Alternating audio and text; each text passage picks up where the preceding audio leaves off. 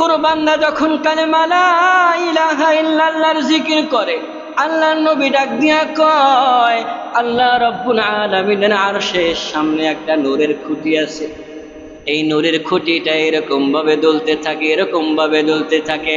আল্লাহ রাব্বুল আলামিন ওই নূরের খুঁটিকে ডাক দিয়া কয়, তুমি দোলো কেন, তুমি নাড়াচাড়া করো কেন? খুঁটির জবানটা খুলে যায়, নূরের খুঁটি ডাক দিয়া কয়, আল্লাহ গো, আমি এই জন্য দুলতেছি, আপনার অমুক বান্দা অমুকের ছেলে অমুক কালেমা লা ইলাহা ইল্লাল্লাহর জিকির করে, এই জন্য আমি দুলতেছি। আল্লাহ রাব্বুল আলামিন ডাক দিয়া কয়, তুমি থামিয়া যাও।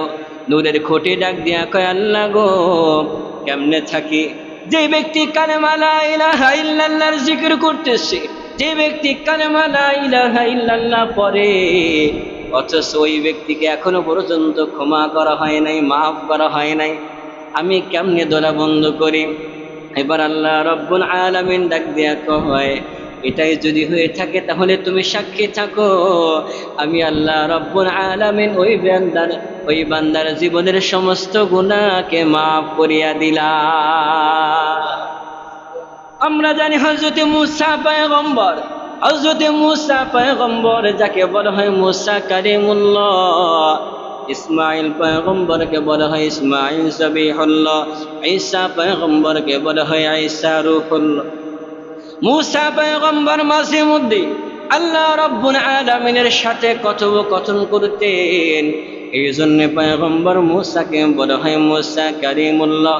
এই মূসা পয়গম্বর একদিন আল্লাহ রাব্বুল আলামিনকে ডাক দিয়া বললেন, নগো আল্লাহ, আল্লাহ গো, আপনি আমাকে এমন একটা ওজিফা শিক্ষা দিন, যেই ওজিফার মাধ্যমে আমি আপনার নৈকট্য অর্জন করব। মূসা পয়গম্বর ডাক দিয়া বললেন, ওগো আল্লাহ, আল্লাহ গো, আপনি আমাকে এমন একটা ওজিফা শিক্ষা দিন, যে ওজিফা অন্য কেউ আমল করতে পারে না, কেউ পায় না, এমন একটা ওজিফা আমারে দিন।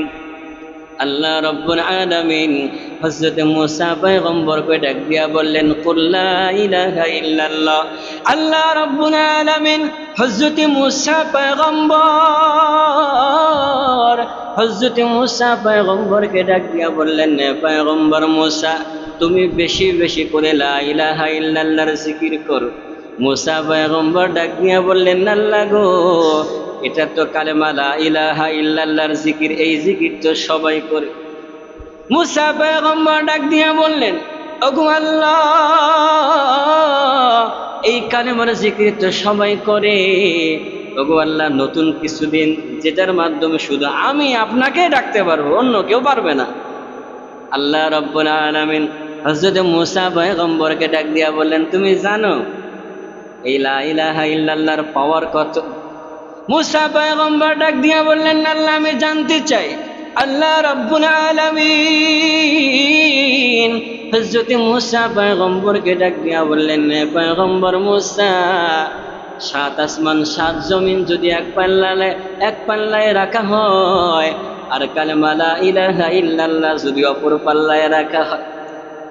আল্লাহ রাব্বুল আলামিন হযরত মূসা পয়গম্বরকে ডাক দিয়া বললেন, 7 আসমান 7 জমিন যদি এক পাল্লায় রাখা হয়, আর কালেমা লা ইলাহা ইল্লাল্লাহ যদি অপর পাল্লায় রাখা হয়, তাহলে কালেমা লা ইলাহা ইল্লাল্লাহর পাল্লাটাই ভারী হয়ে যাবে।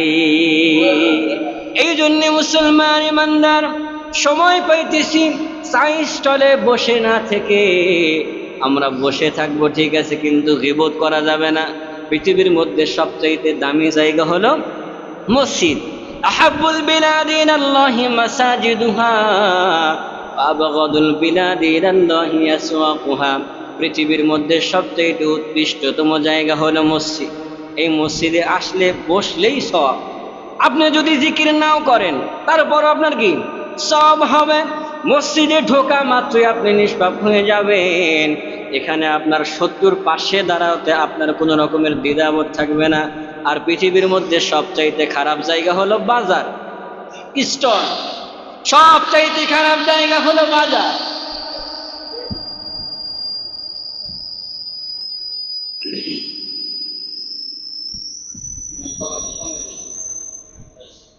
সবচাইতে খারাপ জায়গা হলো বাজার। এই বাজার আপনি বসে থাকলেই গুনাহ। মুসলমান ইমানদার, এই জন্যে প্রথম কথা হলো, আমাদের আলোচ্য বিষয় হলো সন্তান যখনই বড় হবে সন্তানকে কালেমা লা ইলাহা ইল্লাল্লাহ পড়াইতে হবে। আপনার সন্তান জজ হোক, ডক্টর হোক, ইঞ্জিনিয়ার হোক, লয়ার হোক, সচিব হোক, যা কিছুই হোক না কেন, তবে আপনার সন্তানকে প্রাথমিক দিয়ে শিক্ষা, কোরআন শিক্ষাটা দেন, কোরআন শিক্ষাটা দেন। আমরা এই কোরআন শিক্ষার বেলায় একেবারেই এতিম, একেবারেই ফকির মিসকিন। কোরআন শিক্ষা করতে গেলে বারে টাকা নাই, পয়সা নাই, বেতন নাই, মাসের পর মাস একটা হুজুর পড়াই দিয়েছি, কি পড়তেছে না পড়তেছে তদারকি নাই। আর কোচিংয়ে পড়ে 40 মিনিট 1000 টাকা বিলাইতেছে, কোনটাতে সব বেশি? আপনার সন্তান কোরআন শিখতেছে, এই কোরআন শিখা, দোয়া শিখা, আপনি যখন মারা যাবেন আপনার সন্তান আপনার কবরের পাশে দোয়া করবে।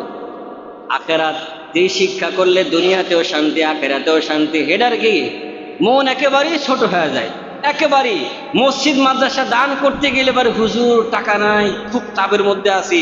আর এখন যদি মেয়ে যদি বলে, ছেলে যদি বলে প্রাইভেট থেকে 1500 টাকা দিয়েছে, তখন টাকা কোত্থেকে বের হয়? যে শিক্ষা করলে শুধু দুনিয়াতেই লাভ, আখেরাতে কম লাভ। অথচ সেই শিক্ষার জন্য আমরা মাসকে মাস 10,000 15,000 টাকা ব্যয় করতেছি, আর এই শিক্ষার জন্য কোনো রকমের তদারকি নাই। তার মানে কি দিন থেকে আমরা অনেকটাই পিছনে, দিন থেকে আমরা অনেকটাই পিছনে। আপনার সন্তানকে কোরআন শিখান।